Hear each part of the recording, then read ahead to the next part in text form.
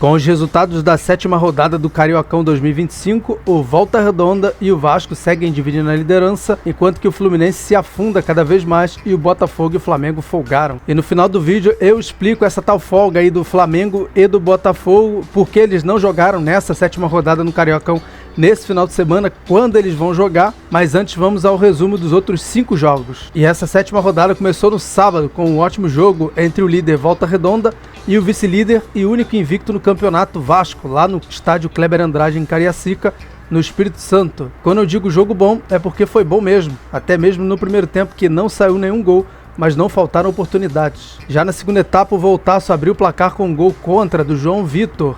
Aí o Vasco foi pra cima, Jair sofreu um pênalti claro e Verratti fez aquela cobrança de segurança no meio do gol. Mas o Volta Redonda não perdeu tempo e logo em seguida passou à frente novamente com esse bonito gol do Bruno Santos, por cobertura, hein? E quando tudo parecia perdido e a invencibilidade do Vasco tinha ido pro ralo, o Verratti aos 48 minutos de cabeça deixou tudo igual, final 2-2. Jogando lá no Lourivaldão, em Saquarema, o vice-lanterna Sampaio Corrêa pegou e venceu o Lanterninha Bangu, e com muita facilidade. E não demorou muito para o time da casa abrir o placar com camisa 10, Rafael Pernão. O Bangu, desesperado, partiu para cima para tentar pelo menos marcar seu segundo golzinho no campeonato, já que o time balançou as redes pela primeira vez contra o Nova Iguaçu na rodada passada.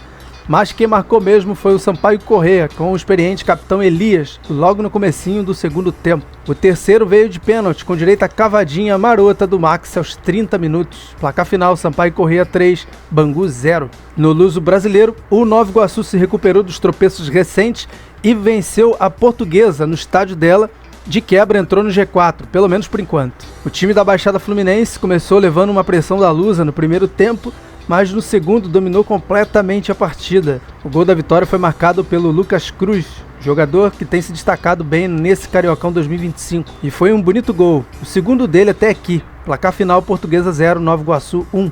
Enquanto isso se recuperam aí, como o Nova Iguaçu, por exemplo, outros vão afundando cada vez mais, como o Fluminense, que tropeçou de novo. Jogando no Maracanã, para pouquíssimas pessoas, o tricolor treinado pelo Mano Menezes partiu para cima do Boa Vista e chegou a desperdiçar oportunidades incríveis de abrir o placar, principalmente no primeiro tempo. Já no segundo, logo na primeira oportunidade no jogo, o adversário marcou primeiro com o Marcos Paulo, e o que salvou o Fluminense da derrota foi o gol do Samuel Xavier aos 39 minutos, após a assistência do Fuentes, final 1-1. Já nessa segunda-feira, lá no Conselheiro Galvão, às 4h30 da tarde, o jogo acabou de acabar agorinha pouco. Num sol de rachar, o Madureira voltou a vencer. E não venceu qualquer time não, venceu o Maricá. E essa vítima aí, o Maricá, já foi líder do campeonato, mas que agora caiu para a 4ª colocação.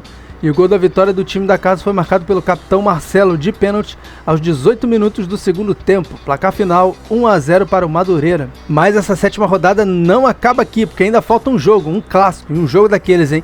Entre Flamengo e Botafogo. Só que esse jogo, que seria disputado nesse final de semana, válido pela 7ª rodada do Cariocão, foi adiado para o dia 12. Esse jogo vai acontecer às 9h30 no Maracanã. O jogo de ontem entre Flamengo e Botafogo não valia pelo Campeonato Carioca, mas sim pela Supercopa do Brasil.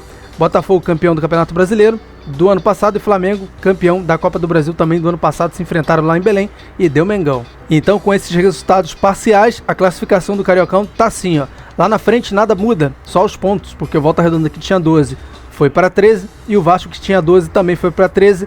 E os dois continuam dividindo a liderança, sendo que o Volta Redonda tem aí provavelmente o melhor saldo de gols. Na verdade, tem mais vitórias que o Vasco. O Volta Redonda tem 4 vitórias, o Vasco tem 3.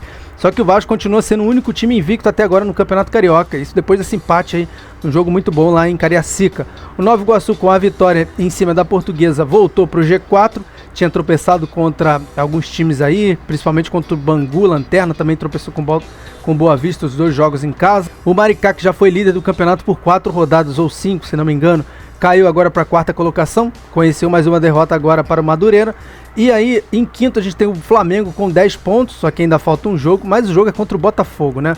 E o Botafogo em sexto, que tem 9 pontos, mas que falta um jogo, mas o jogo é contra o Flamengo. Então, o Maricá ou o Nova Iguaçu vão fechar a rodada no G4 ou não, porque esse jogo vai ser só no dia 12 entre Flamengo e Botafogo. Então até lá a gente vai ter pelo menos 2 rodadas ou 3 antes daquele jogo, então muita coisa vai acontecer até lá. Mas por enquanto, Flamengo e Botafogo estão aí, quinto e sexto fora do G4, Nova Iguaçu e Maricá, bem como Volta Redonda e Vasco dentro do G4. Sétimo tem o Sampaio Corrêa com os mesmos 9 pontos do Botafogo. Madureira em oitavo lugar também com os mesmos 9 pontos do Botafogo e do Sampaio Corrêa. O Boa Vista, que empatou com o Fluminense, está em nono lugar com 8. E o Fluminense, que antes do início da rodada passada estava em oitavo. E aí no fim acabou para nono. No fim dessa rodada agora caiu para décimo com 7 pontos. Está mais preocupado com o rebaixamento do que uma classificação aí para as semifinais do Campeonato Carioca. A Portuguesa da Ilha com a derrota está beirando o rebaixamento com 6 pontos. Porém só não está pior do que o Bangu, que é o lanterna e tem 2 pontos. E como eu falei, falta um jogo para completar essa rodada, que vai ser Flamengo e Botafogo no dia 12. E essa rodada aí ela começa com a oitava rodada, começa com Bangu e Boa Vista, lá em Bangu, lá em Moça Bonita, quarta-feira, 6 horas. E também tem um jogo na quarta-feira, aliás, tem mais jogos quarta-feira, por exemplo, Portuguesa e Flamengo. Só que esse jogo não vai ser no Rio, nem no Espírito Santo, vai ser em Minas Gerais, no Parque do Sabiá, que é numa cidade que eu nem me lembro qual é o nome, vou procurar saber, Uberlândia.